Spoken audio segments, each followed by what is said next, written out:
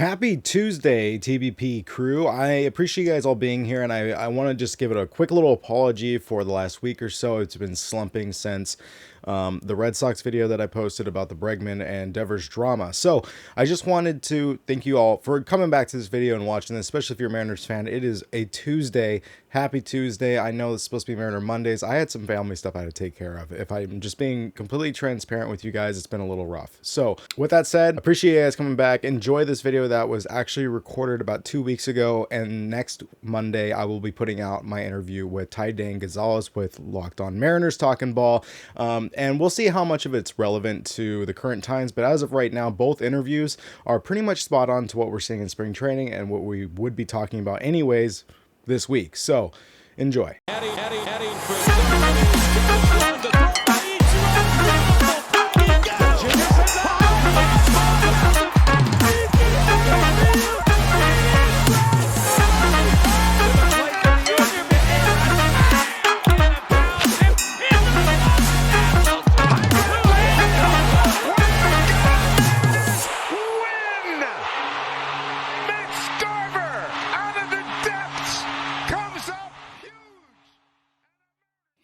Welcome back to the Touching Bases podcast. Today, joining me for Mariner Mondays is Ben Ranieri. Now, he has a C-level podcast. You can go ahead and check out his links down in the description. Very intricate. He's had really good interviews with a lot of, I would say, popular podcasters in the Mariners atmosphere. And it's our first time interacting, so we'll see how it goes. But Ben, thank you for joining me. Yeah, absolutely. Anytime. I wanted to change up things a little bit when it comes to the talk of the Mariners offseason, because there's not much to be positive about, and everybody's been like kind of down about it. And I think fans as well are putting in the comments like, oh, all these creators are backing them up and just justifying all this stuff that they're doing and just part of the coup or whatever of the Mariners fan base or Mariners PR. But I'll be the first to say none of them are defending what happened this offseason.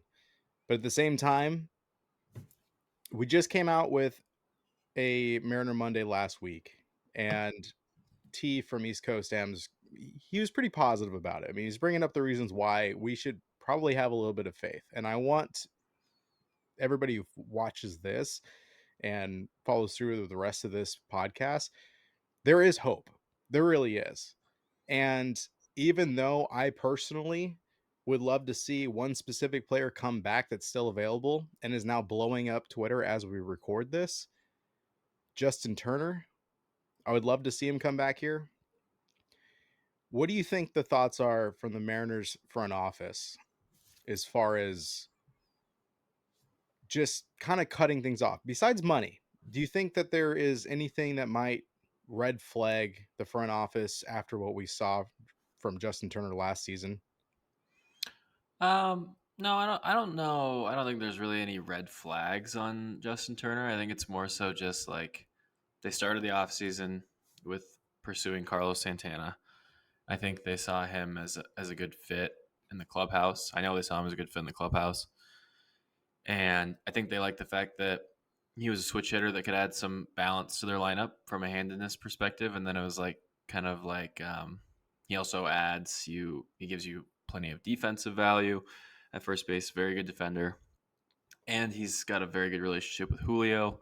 So like there was just a lot of reasons why that was a good fit. And then once that fell through, obviously that fell through very quickly. I think that Friday before the Saturday that he was signed and the Josh Naylor trade went down and all that stuff, I think that Friday night they had thought they had a deal done.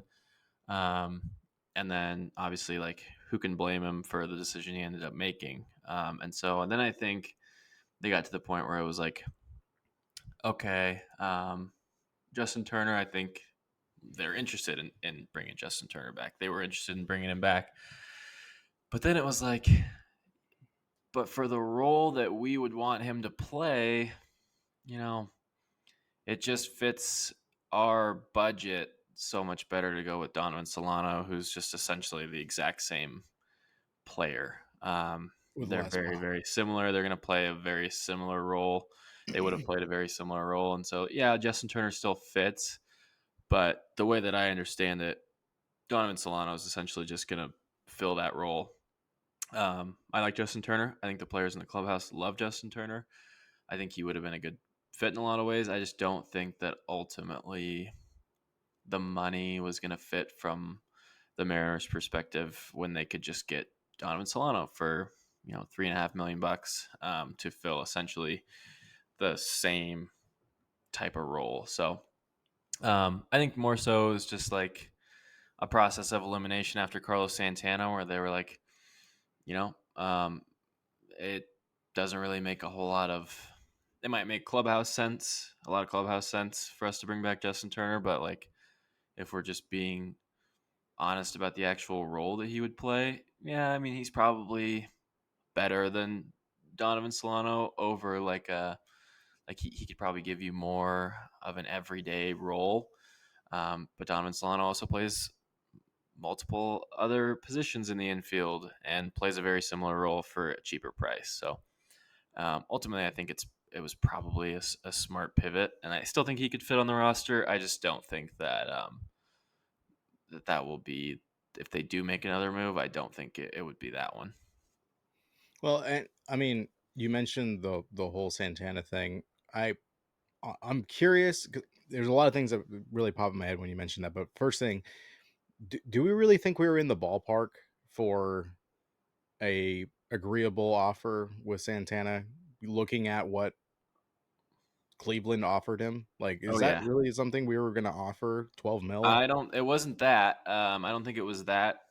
From everything I understand and everything I've been told, I don't think it was that deal. Like you can't just.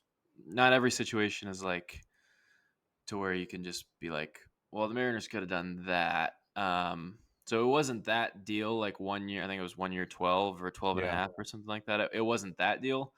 They had offered him a 2 year deal that essentially I don't know exact specifics of it, but I would guess if I had to guess, it was probably 2 years, 16, 17 million. Um, so it was a multi-year offer, and Santana's a guy who like he's very prepared, and he kind of wants to know relatively early in the offseason like where he's going to be for spring training. Like he is one of the most like prepared, and he's a pros pro, and so he kind of wanted to know where he was going to be. So I think a 2 year offer was probably very attractive to him. But the fact that he could go home to Cleveland on a 1 year deal with, maybe not quite comparable.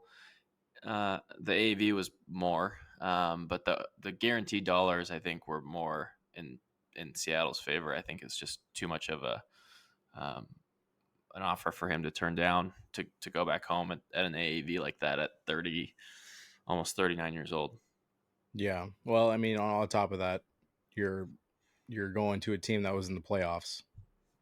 Yeah.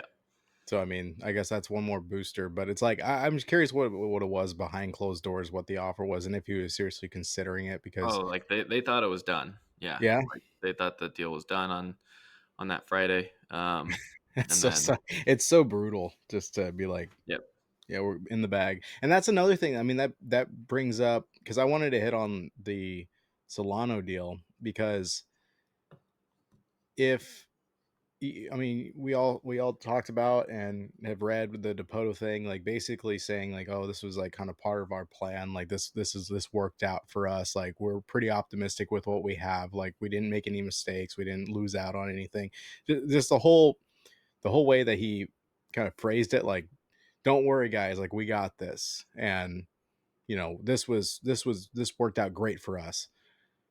And then, you know, that exact storyline of what happened with Santana. It's like, no, your plan was to get Santana. Your plan was to have a switch hitting excellent bat last year. Like he's probably, at least for anybody over 36, I would say that he was probably one of the best offensive guys, at least for Minnesota. Like he was definitely best for them, but in the American League for sure. I'm trying to think of anybody in like the National League that's older than that produced. I don't even think Goldschmidt produced as well as he did. Um, so it was definitely probably goal number one, even though they said the priority was Roki Sasaki, which is another situation where it was like, didn't work out. So again, holes in your story of like this was part of the plan. But you know, choosing Solano over Turner. Turner started out, I understand he's 40, but he started out as a third baseman. He even played second for the Red Sox. So I mean, at that point, his age is probably the only thing separating him and Solano at that Yeah, point. I think it's. I think just to even go further, it just is strictly money. It's strictly money. Like there's no. At I that don't think point. there's anything else really to that except for the fact he's a better defender than Turner would be at third base, and second base. If they're going to use him there, he hasn't really played a lot of second base in the last 2 years, but he's a better defender. He's definitely more capable. The Mariners weren't going to play him at third base at all, and Turner I would that have been is. fine with it And personally. Like yeah, I like Rayleigh at yeah, first, it's but just tough. I think it's just tough to. It's even tough to um, stomach playing a 37-year-old a lot of regular innings at a position that's not first base, and so that would have been. Um, I wouldn't have even been comfortable with Solano playing over there too and that's much. what I So thought the move was. Like yeah, and then that's pretty fair. I mean, I think it was fair to wonder if that was the lever that they had pulled, but um, ultimately, I think that they just went with a better price for them that allowed them to obviously pull the Polanco lever later on. yeah. And that I guess opens the door to if we're really focusing on money. Obviously, I don't like to focus on the money because it's just so depressing. But like Mariner fans, chill out. Like stick with us. We're being positive this episode about the offseason, right? Like we do have money, most likely, and I don't know why he hasn't signed yet. But like if we're not doing Turner, which I think he deservedly like a 7 mil deal. I don't know how much he would actually play, but he did perform. There's no reason to say that he's not going to get the bag that he deserves, especially with his charisma, his clubhouse atmosphere, the numbers he put up, and the fact that I mean, he's he doesn't look unhealthy. Like he's still holding it together. And the Cubs are interested. The Mets were interested. I saw who else did I see that was posting that they were interested in. The Red Sox were interested in bringing him back. Um, The this is all, Reds had checked in at one point. the Reds. Yeah, A lot of good ballpark fits for him in there as well. So yeah, yeah, makes a lot of yeah. sense. Cubs, Red Sox, Reds. There's plenty of teams that could definitely offer him the money that he probably wants. But if we're not choosing him and we're going off age, just because it is, I understand it's shaky to like willingly put a 40-year-old at second or third base, and now we have Polanco, so that's kind of out of it. That's out of the cat's out of the bag on that. I think he's going to do better this year. I really do. He's going to be healthy as long as he doesn't get re-injured and he's really durable. He's going to have a great season. I'm okay with him at third over Rojas. But second base, T mentioned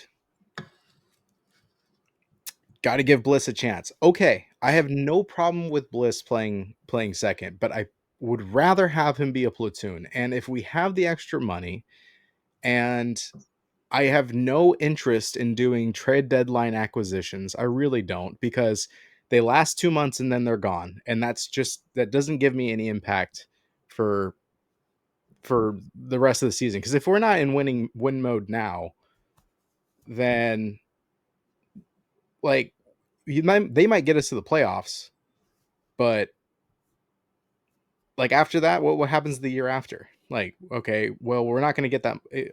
If again, money at the end of the year, we're not going to get that money back from Stanton. He's just going to give us a straight budget, even if we had more the year before, and he's going to take it away and give a reason why we can't be supplied it. So I'd rather have the guys for the entire year. So as I finally get to my point, Jose Iglesias, strong second baseman, can play short if JP goes down, because we all know he has some injury questions that pop up randomly with him, at least the last couple of years. I know he did great in 2023, but if we need somebody for short, if we need somebody for second, if we want to platoon that middle infield, which we already do, we have Bliss and we have more. But as for a solid bat that just gets on base, he's affordable.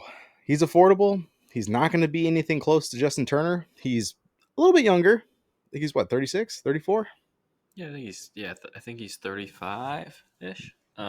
somewhere in there. Sounds right. Yeah. So again, everybody's gonna be like, "Oh, they're all old." Okay, well, tell me a young second baseman that's available right now that we can go get. Ahmad Rosario was my pick, and he got picked up real quick. And I don't know why the Mets are not touching Jose Iglesias. They finally signed Pete Alonso. Like, just bring back your another clubhouse guy. Hmm. Like, he started the OMG thing, which went viral. Wrote a Hmm. whole song, performed it on the field. The fans loved it. Like, he's a good guy to have around your clubhouse. That doesn't mean that he's going to be that same dude in Seattle because it's a new team, but he can perform, and he might, because when, I mean, you've been to Mariners games, I've been to Mariners games, when it's like riled up, like the fans, the stadium is rocking. It's fun. And he could definitely vibe off of that.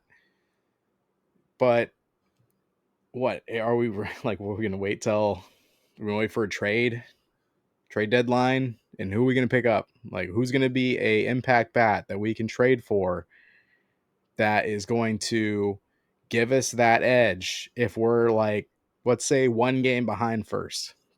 That's wishful thinking at this point. But let's say we are.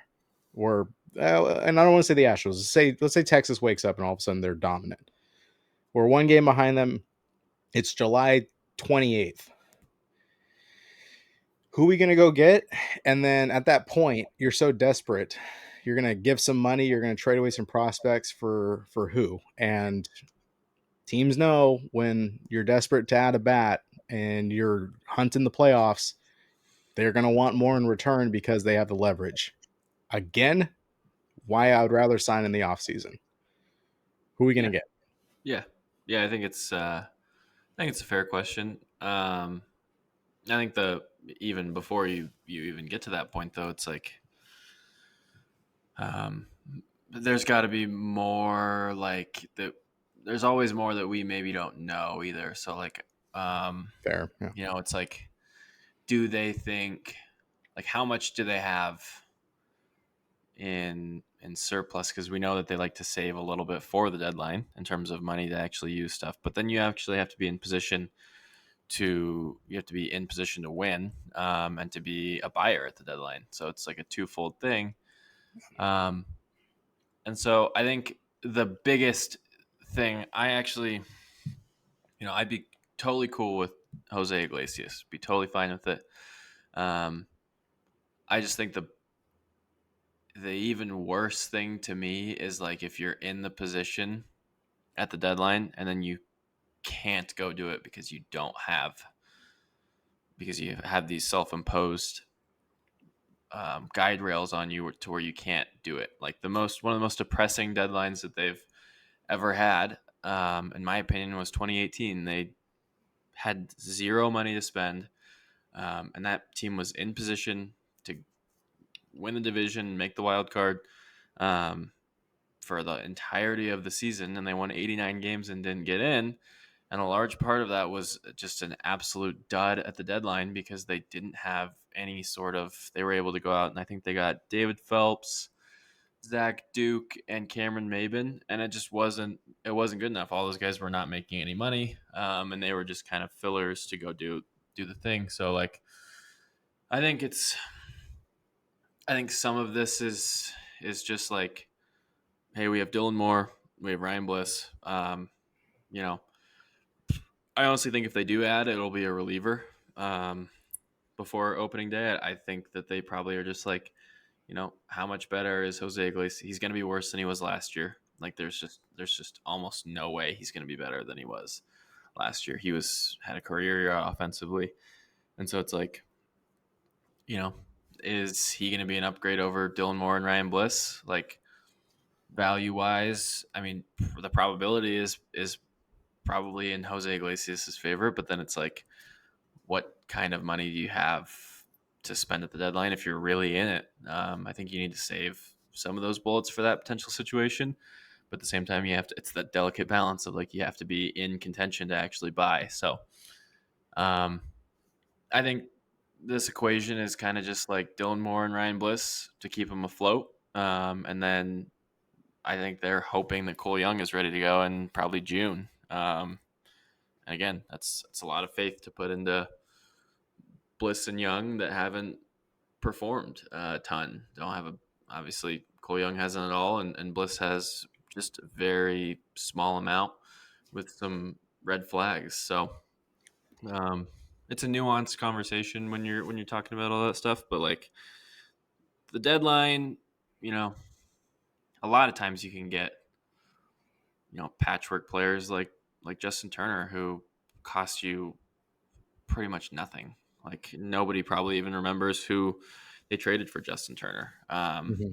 And like a lot of times those rentals are they're gone at the end of the season, but it's like they traded RJ Shrek for Justin Turner, and nothing against RJ Shrek, but like nobody really cares at this point, like that they traded RJ Shrek. So Did we give up any money? Did we have to pay anything when it came to? I mean, obviously besides the contract for the rest of the year, but did we send cash over with him?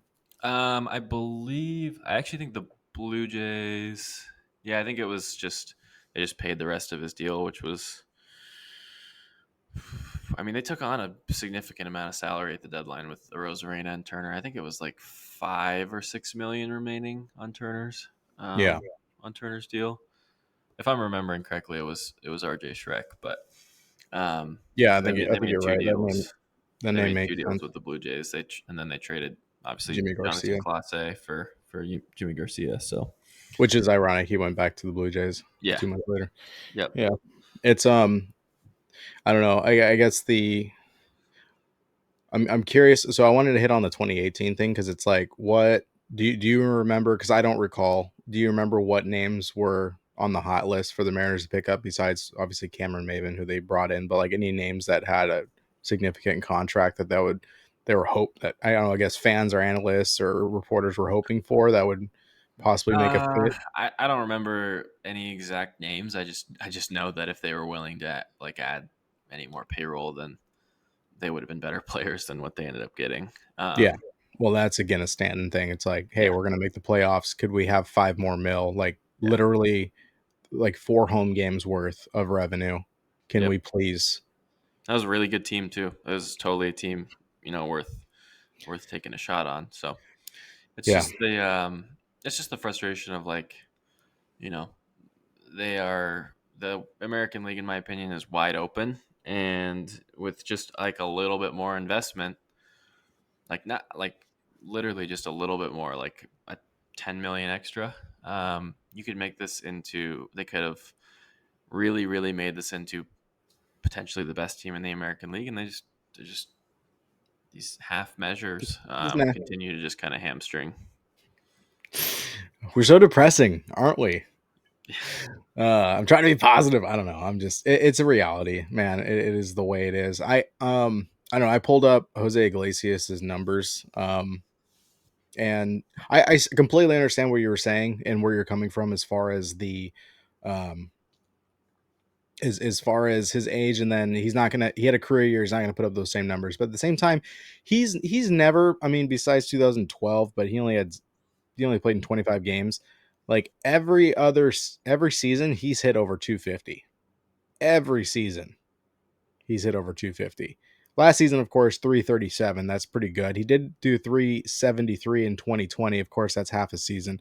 But if he goes back to hitting 250, I mean, I am still for him. Like I would spend that money and grab him for a full season because that could be. I mean, he averages like a 1 win player, right? That's his norm. Like he averages or two. Okay, he averages a 2 win player. But even if he gives us just one, um, which would kind of put him between his 2022 season and 2024 season, I would feel much better about him being like the everyday starter at second base, having that bat, and then he's not that slow either, even for his age. But if we wanted to throw Bliss in there, I would be fine with it, like towards that, like later of the season. Or if JP goes down, I would love to see him at shortstop because his range really isn't too bad. Like his, I don't know if I have the defensive stats on this page. I think I'll have to go to fielding, but um, yeah, I mean, career 283. That's his average. Yeah, no, he's a solid player. And I totally understand. Like I would probably do that too. It's just like I think that where they're coming from is like, yeah, Dylan Moore's going to get on base just as much. He's going to give us just as much defensive value, if not more. Dylan Moore can play shortstop. Hmm.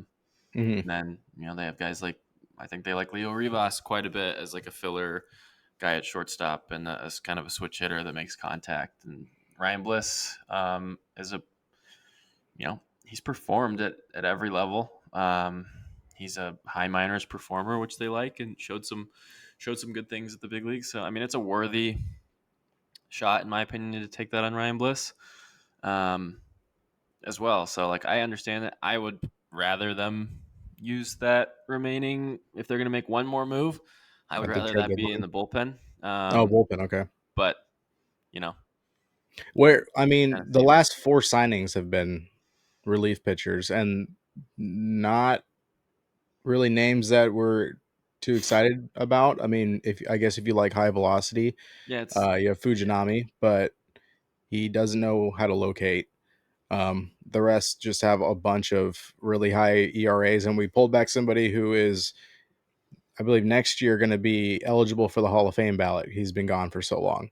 So, uh, I mean, are you talking free agent signing reliever now, or like a trade I'd be that we? thinking like a trade, Okay. like kind of similar to what they did with Gregory Santos last year. Like I know they've been in conversations and kind of kicking around reliever trades all winter. Um, at the beginning of the winter, I think they were even more so interested in some of the relievers that were out there. Again, that some of the stuff may have changed since they decided not to deal Castillo. I think if they were going to do that, they were going to have more money to spend potentially. And so, yeah, I think a trade makes a lot of sense. I mean, they're gonna add their pile guys, like they're gonna add the guys that they think they can do a tweak or two with. And then I mean, it's kind of been the formula where they've hoped that one or two of those guys sticks, but they need, in my opinion, they just have a lot of guys at the back end that I worry about from a health perspective. And so I think there's some guys in Miami. I think there's some guys in Tampa. I think there's potentially even some guys in um, Colorado and LA with their roster crunch that are somewhat interesting. We will take a lot of their of the Dodgers AAA bullpen at this point because there's so many of them that are pushed down Yeah, they due got to some their really additions. interesting.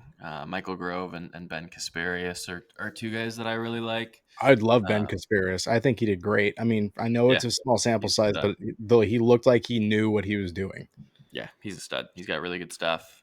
So yeah, I think I would like them to take a shot on a proven bullpen guy or at least a higher upside Yeah. bullpen guy, especially with the Brash situation, and then Troy Taylor is banged up, and Santos couldn't stay healthy last year, and Munoz had a high workload, so there's just a lot of, in my opinion, uncertainty health wise in the back end of the bullpen, to where I think it's worth, and maybe it could be a free agent as well, like kind of running back the Stanek signing, but at the same time, they probably know that they could. A Stanek type signing, not Stanek himself. Yeah. He I went think back to the Mets. I liked him, but I know he blew a lot of games. yeah. I think they can probably afford also to like wait a little bit on that too, like kind of see how their guys' health looks into spring training. Like, there's not really any reason to do it right now. Just kind of wait it out a little bit, see how the health turns out, kind of through February, because I mean that's when the majority of injuries pop up in spring training, and at the beginning of the season. Um, Grab like a so Ryan Yarbrough. Ooh, that'd be nice. I've been a big Pete Fairbanks guy. So okay, you are talking trade then. You're Yep. getting them Rays involved. I don't know if they're gonna want to let him go though. No, probably not. Like he's I their think the guy. more realistic scenario would be Miami. Miami's got some guys, Yeah. but anyways, I think they'll Would probably wait that out. I mean, I've been hearing this like I wouldn't say a lot, but I heard it a couple times, and I love this idea. But of course, I don't know how it's like the Rockies and the Marlins are two organizations that I still just can't get a grip on how they operate their organization. Their moves are just like, really?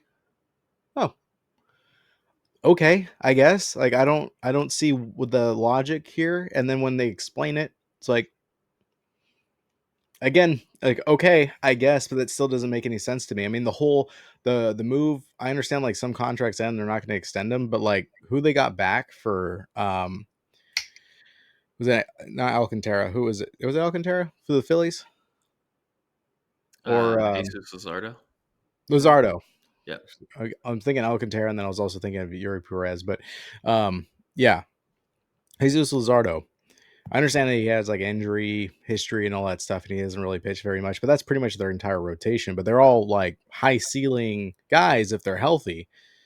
And their return, I was just kind of like, okay, I guess. Like, are you yeah, desperately trying to get him off like your payroll and then yeah, go that route? And if that's the case, um, I believe that they're part of that. And I've talked about this in the last couple of pods. So if you're hearing this again, you already know what I'm going to say. But the um, the Players Association grievance, like if they're not spending over, I believe it's 105, 110 mil for payroll, then they're going to get filed against. At least that was a big thing for Sacramento. I'm still getting used to saying that. Um, so if that's the case, like what? I mean, would they take Haniger? yeah. I think we're getting pretty like late in the off season for something like that to happen. Like maybe it's always possible. I'll never say never. Mhm. I just think if the Mariners were going to do that, they would have done it. You know, they would have had those conversations. And maybe a reliever goes down and they're willing to like give up a prospect that makes sense for the Marlins to take back Haniger. I just I think if that was going to happen, they would have done it with the idea of actually being able to add someone at this point. Like The Mariners or the the Marlins? the Mariners, I Consider. think they would have done that already Oh, if okay. to free up. I mean, they would have to have a use for that money. I mean, I Yeah. guess you know I just don't see them just dumping Haniger with a prospect to get a reliever if they can't really. If there's no other avenues for them to spend that money, there's nobody for them to spend that money on at this point. And so, yeah, I find it unlikely. I think if they were They going can to, go get Bregman. I'm just saying. yeah, I mean, I they, know that the whole idea of like yeah, of Mitch Haniger's contract next season when it falls off because of he's not coming back. Like Haniger was that clubhouse edition, and I think that was the mistake that they made. They're like, okay, we're not doing clubhouse editions if they're going to cost us a certain amount of money. That's just absurd. Like Haniger's was.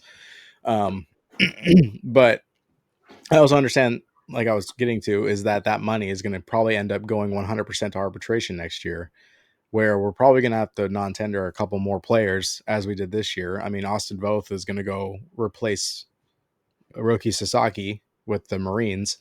So that's interesting. I didn't think that he would have to leave the MLB considering he didn't have a terrible year last year.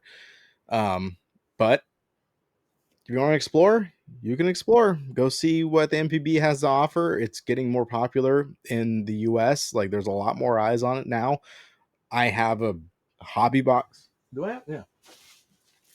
I ordered this from Japan. This is a Topps Chrome MPB baseball card box. Um, sweet, that's it is awesome. very hard to get that, by the way. Like shipping, international ship, it's a nightmare. But like, I'm intrigued. I am, and I would have never even thought about these players until of recently. And I think that start. I mean, obviously, Ichiro did a way back in what 2000 when we really kind of signed that contract and brought him over here. But of course, Shohei has kind of really opened that door to where there's a lot more players that are on the way because you had Otani and then you had Yamamoto, now you have Roki Sasaki, and people were like, "Oh shit!" Like, okay, Japan's pretty popular, so with both going over there, maybe he'll get a better look. Maybe he'll be able to develop some, see new batters who are contact oriented instead of power oriented, and then earn his way back here. But at the same time, for the Mariners, who's replacing him in the bullpen? Because out of spring training, I would say opening day, we aren't going to see Brash. I heard conflicting information about Gregory Santos, and then of course Troy Taylor, who I was really hopeful for, is now out. So who's our guy that we're saying is our replacement for both? Do you know? Because I don't. I think the bullpen. I mean, obviously, health depending, it's gonna be Munoz, um, and then you're gonna have. I would be pretty surprised if Edward Bizardo wasn't in the bullpen on opening day. He showed a lot last year at the end of the year, and then Okay. obviously you have the Gabe Spires and Santos is healthy right now. From everything Okay. I've heard, he's healthy and ready to go again. He was healthy at different points, healthy at different points last year, and he's had a lot of different injuries. So hopefully he's back to a good health standing at this point, and then um, Gabe Spire, Taylor Saucedo. Um, there's Colin Snyder. Like there's a bunch of different guys in there that have some, middle relief experience and have given the Mariners some pretty good innings over the last couple of years. So they're going to be fine. Um, As long as Gabe Spire doesn't have a similar season as last year, then yeah, I agree. yeah, he was dealing with some injuries stuff last year, and his velo was down and never really looked right the entire year. So it's like there's a lot of questions down there, but that's the thing that they're really good at is finding these guys, with interesting traits and the Will Kleins of the world and the Shintaro Fujinamis of the world and different guys like that. I think they'll be able to find a couple of those guys that work. And so Do you think yeah, Logan Evans comes up in a relief spot this year? no, I don't think so. I think they tried that, and stuff didn't tick up like they really wanted it to, and I think he's just a better fit as a starting pitcher. I think Brandon Garcia, another guy that I didn't mention, that's a guy that I think, interested in putting in the bullpen this year, and I think could be, you know, the similar to the Troy Taylor of last year, probably with a little earlier call up. Really, really, really fun arm. Do you So think he has the potential to be a closer? Like, because I feel like moving forward, not this year, we're talking later, but eventually, because we know how the Mariners operate, Munoz is going to get too expensive.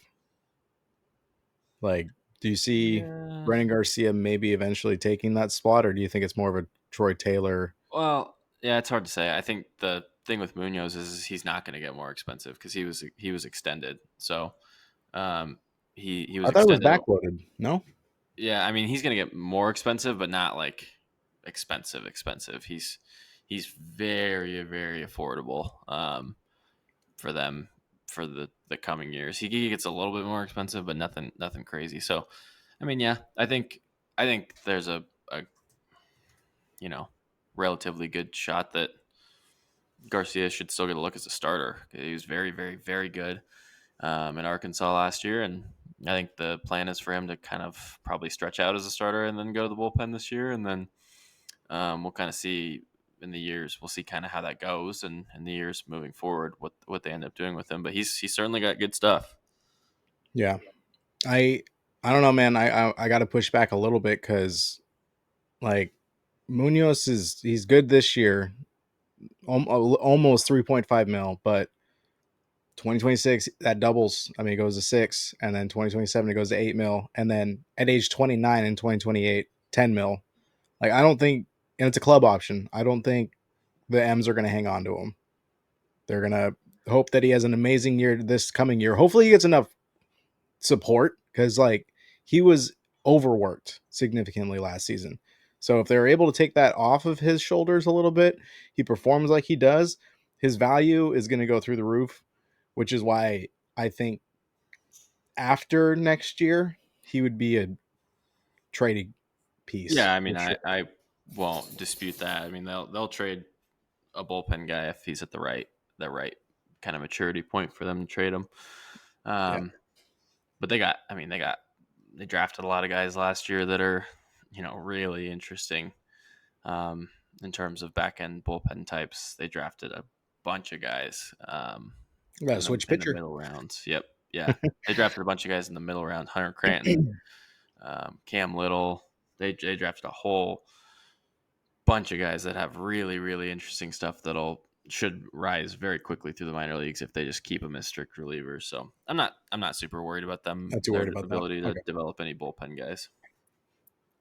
Well, it brings up. I mean, I don't know a whole lot about these guys, but I know that like Colton and Joe were pretty big on the international draft signings that we got.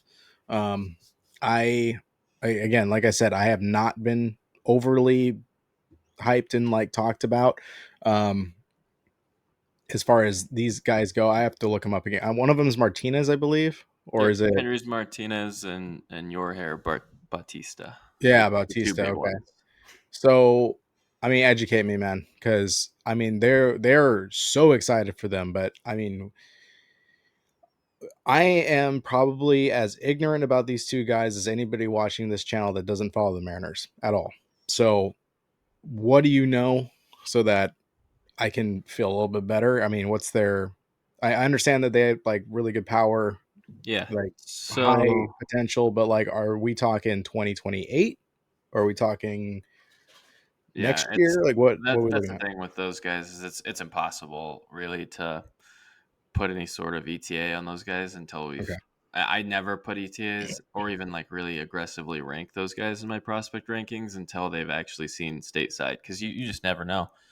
Um, they're very, very, very young and they're coming over to a country where they potentially, you know, there's so many life factors that go into how they assimilate into United States culture. And so usually they start in the DSL for their first year. But in terms of like your hair Bautista, he's one of he's a consensus top 3 to 5 player in this year's international signing um, period. He is he's got every tool that there is. He's a center fielder, true center fielder. Really really loud tools. He's like from everything that I understand, he's like very well known across the country. Like if you say the nickname the Beast, like everybody knows who your hair Bautista is. He's a freak. He's got loud tools. He runs well.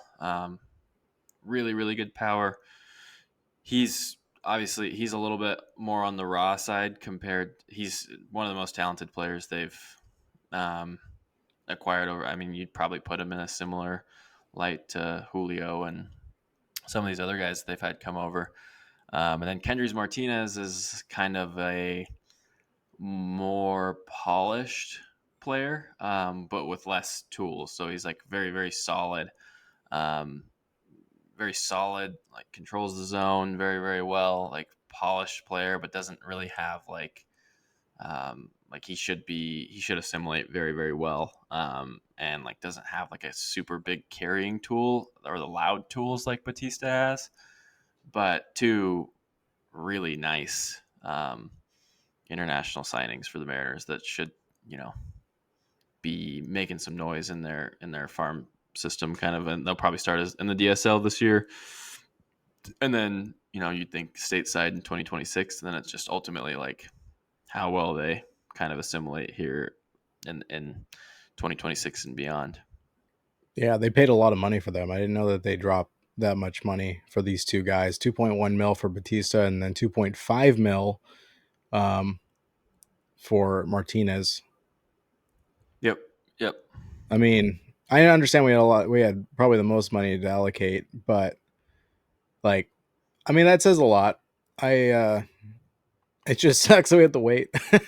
And then, I Yeah. mean, as you were talking, I was kind of watching that video here of I guess his I don't know, prospect video, whatever they do to send over to teams and stuff. But this dude is like coming from a rough area. Like it's if you for anybody who's like listening on Spotify, it is like brick brick wall advertisement outfield and just like the slums in the background. Like it's I don't Yeah. mean any disrespect, of course, like Yeah. wherever they're from. He's It's a very low Venezuelan. income area where he's showcasing himself. So it's going to be a culture shock for him. And it's interesting because it seems like we keep getting guys from the same area. Julio in 2017, Noel V. Marte, who's now with the Reds and loves to do steroids.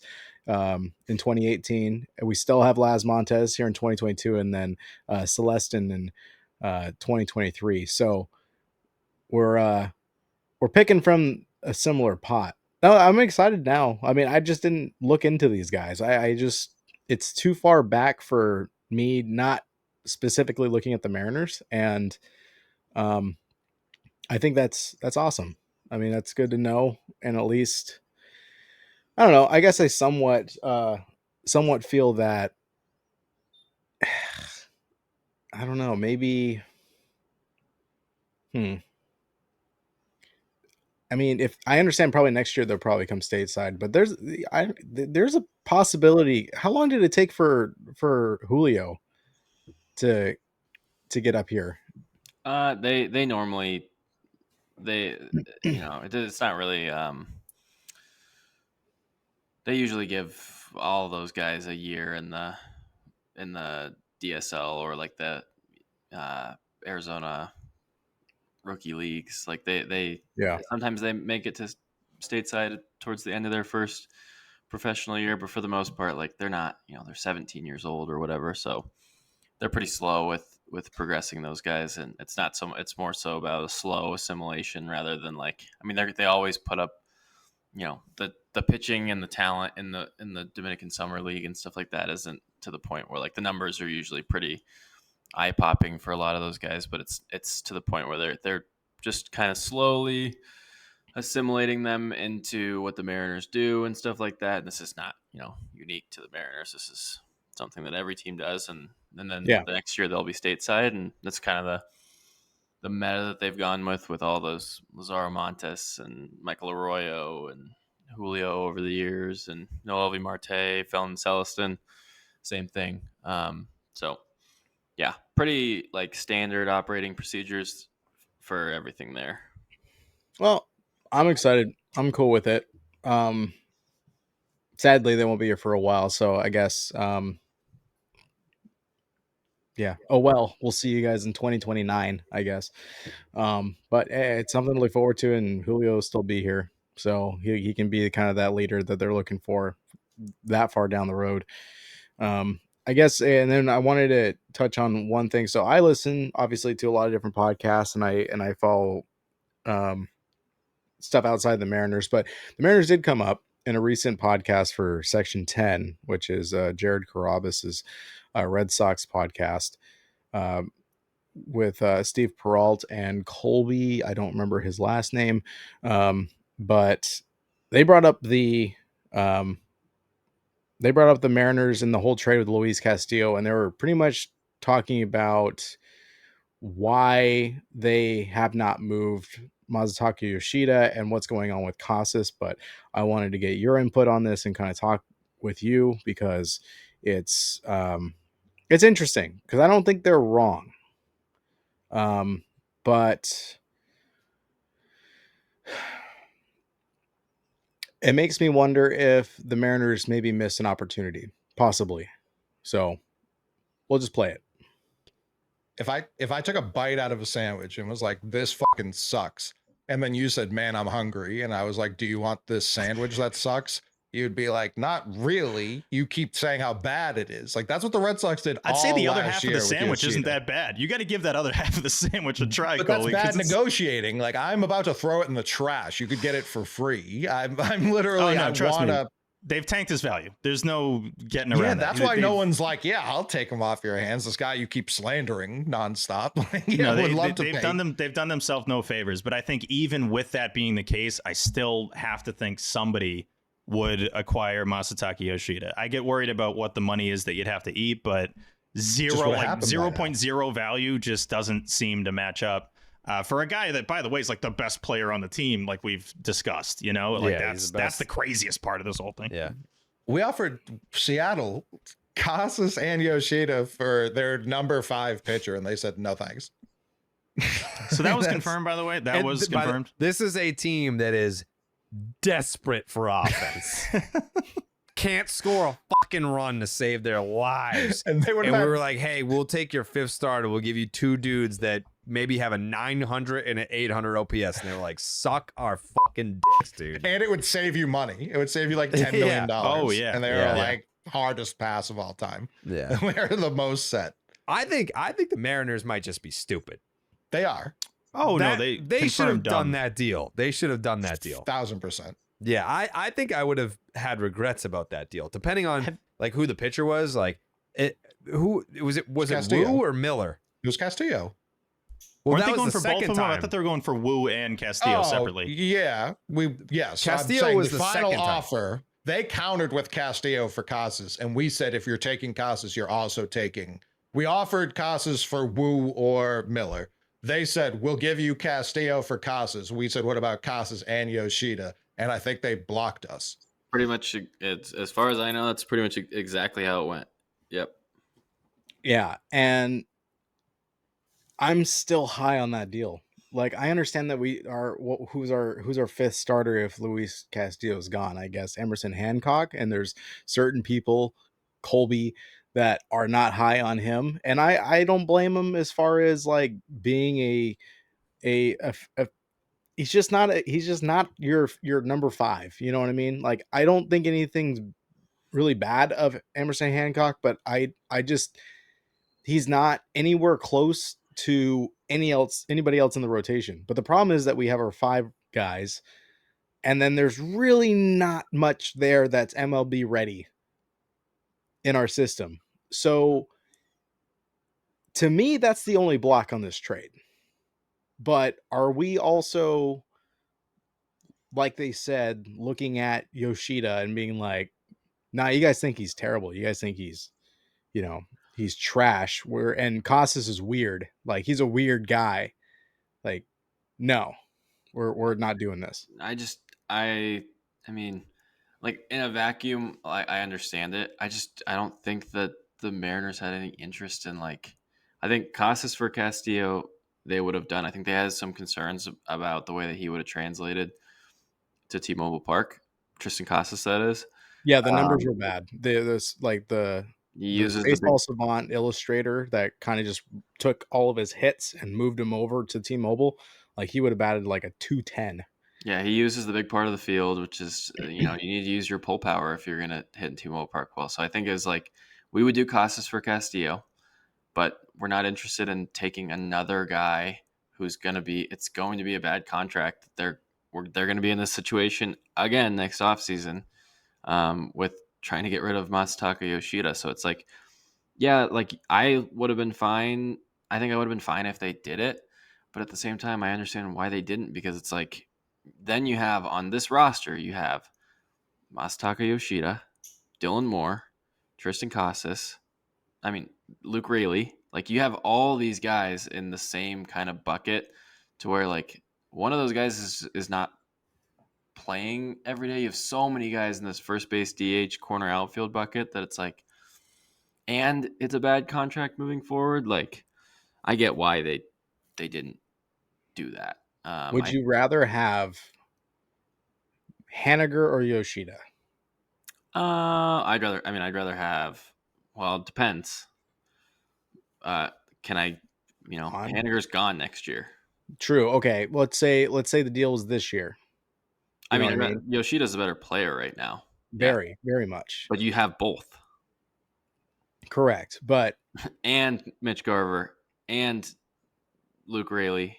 So, like, where does Luke Raley play at that point? It's like, correct. But if the idea of this deal was not to be a salary dump, then, like, you're still gaining money from this because you have a $22 million deal that is very complicated with Castillo. You're replacing that with an 18.6 mil, which is consistent. It doesn't go up anymore after that. He's going to be 34 when he's a free agent. Yeah. And he's hitting 270, 280. Yeah. Bro, that's really worth it to me. Like, I don't know why we look at his contract and say that's bad when he's hitting 280. I understand he's slugging 415, which is still decent, but he has not had an OPS under 700, which, like Jared said, we can't hit the ball. he literally he literally cannot play a position, which is a That's big. fine. I'm big fine with part him of at it. DH. Yeah, but then if you have Tristan Casas, like, where Play him at first. you're just not playing Luke Raley. Honestly, I love Luke Raley. I do. Luke But Raley is a much better player than Masataka Yoshida. hitter, Player and hitter. I wouldn't say he's a better hitter. I say he's more durable. Luke Raley posted, I think, a 130 WRC plus last year. Yoshida's like a 115. You know, same. He's a platoon bat. It's an $18 million platoon bat. So you're just putting yourself in. Just knowing what you know about the roster situation, like you said it earlier with the arbitration numbers, basically are going to eat themselves. They're going to eat that money that Haniger gets off the books And Garver, yeah. and Garver. So you're Yeah. literally in the exact same spot next offseason if you have Yoshida and you have a guy who literally cannot play a position in the field and he's a platoon bat. So it's like, I think if they were going to deal Castillo, they wanted a hitter to get a hitter back in return and then have some money.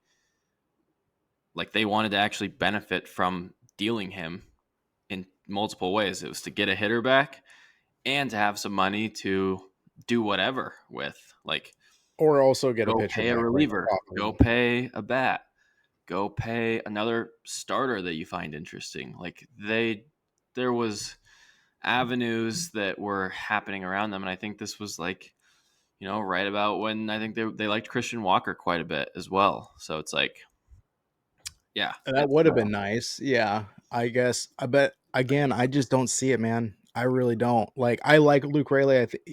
Given what we have right now, I'm not looking at other teams outside of the Mariners. One of our better hitters. He 22 bombs, dude. I am on board. I really do like him. And in fact, I like him more than Randy Rosarena. Obviously, he was there a full year. He produced, and I don't mind his weird stomping around in left field. Randy, I don't know if he has the same value that he used to have when he was with the Rays, but like if we were to make a trade like that where we do get rid of Castillo and understand you're going to want to bat, but you're also going to want somebody to fill his spot, which is the reason why I think Crawford was one of the biggest subjects of the matter of like what they possibly wanted to get back, and Red Sox were like, nah, it's not happening. If you made that deal, which I'm not comparing it to Luke Raley because I'm just saying like he or Randy might have been on the move if that was the case, because it's not like you make this deal and then you're done. Like you're gonna move somebody, and with comes to money, obviously Randy would be the one. But I can't get over the fact that Yoshida is, yes, he's gonna be your DH, and I'm fine with him being the permanent DH. Give him a couple days off if you need to. Hopefully he doesn't get hurt. But that's just such a significant bat. And then you have someone to play everyday first base. Luke Raley can either go to left field or you're trading him away, even though he's super cheap. I don't know why you would. And then Randy Rosarena becomes a trading piece to get that pitcher that you want. That was my thought process on this. Mm-hmm. Yeah, I mean, there's definitely an argument for it. I just think that the general financial issues that they have, that was just not going to be something. They were not going to get stuck with another Haniger or Garver situation. They're just not. They just weren't going to do that because it just creates such a roster clog for them. And like Yoshida hasn't been, he's kind of struggled in terms of some nagging injuries and health like since coming over here. So I think there's like that's where that factors. DH thing comes in. He has to be the DH And because he you don't has want been, yeah. He is bad in the outfield. He's like really bad. So yeah, he's like Robert Jr., which is another favorite everybody talks about as far as a trade goes. But God knows how much you're gonna have to trade for him. And I know Colby's like really big on getting into the outfield ring of things and like just Stop focusing on infielders and just go get, if you want a bat, go get an outfield bat. I understand they're full, but you can rotate the guys. And I know Robert is like one of those guys that are just like, I personally do believe if he gets out of Chicago, it doesn't have to be the Mariners, anywhere else, he's going to perform way better. I think the White Sox are a toxic environment. Oh yeah. And I think the Padres picking up Gavin Sheets to a minor league deal is going to be something that, and I said this on X like multiple times, pay attention to him, because if his numbers start to go up, this is going to increase the value of Robert Jr. because it's only going to prove that like a guy who had a high ceiling but a really low floor the last couple of years, and last year he didn't do too bad. He batted like a 240. Like if he wakes up, like it's that toxicity that's in that 120 losing team organization, if that wears off, then these players are going to come to life. I mean, you can look at Miguel Vargas when he got traded from the Dodgers. Like he was sitting in a corner in the fetal position looking around like, how the hell is my life gone from the best to this? So I know they can make moves. I just ultimately, I wish they did the Castillo deal. I really do. And I don't think that it makes them stupid, because I think your points make sense. Like there is already a clog if you look at it. Like there's already a clog at first base. You have Solano, who you really don't want to play anywhere else besides first, but then you don't have anywhere in the outfield to put Luke Raley, but he can play first. So you put him there so you can have his bat. So I completely understand that, but it's like, where are we going to bite the bullet and just push somebody out? Because we can't hoard these guys. There's not enough money to get more, and the ones that we're hoarding aren't producing. Yeah. Haniger and Garver. Hopefully Garver bounces back. That's his schedule. That's like his schedule for his career. It's good year, bad year, good year, bad year, good year, bad year. So now we should have good year, right? But I don't think they're wrong. I don't think Jared and them were wrong. No, I mean, I don't think they're necessarily wrong either. That they also, when you cover one team, you look at, things in a vacuum for your team, and they probably wish that they would have done that deal. The Mariners would have said yes to that deal, because it, probably Casas also has significant health concerns as well. So Yeah. yeah, there's just a lot of factors to it, and you have to also consider like what else was on the market at the time. Like the Mariners might have had another move in mind that they could only make with having extra money, and they didn't save a whole lot of money in that deal. So there's just a bunch of different factors that we'll probably never know the full Like the truth of. Cubs, the Nico Horner deal. Yep. Yeah, it's a possibility. I mean, for how much leaked and how much did not get done, it is super disappointing, because we all knew all these players that they were in on, and it was all mostly leaks from other sources. Like the Cubs, their reporters put it out. Boston Globe put it out for the Red Sox deal. Everything else is really quiet in Seattle, but yet the things that did get out were things like last year, like the firings and the DFAs of Ty France, and it's like before those guys even know about it, which is like a bad look altogether, which is probably making things a lot harder for guys to come back or to sign in Seattle, because it's like, all right, if I don't, everybody's going to know that I'm released or dropped before we even have a meeting. So it's interesting. I do think though guys are going to bounce back. They are. It's just there's too many question marks about who's going to be the one to bounce back. Like at this point, I really don't know.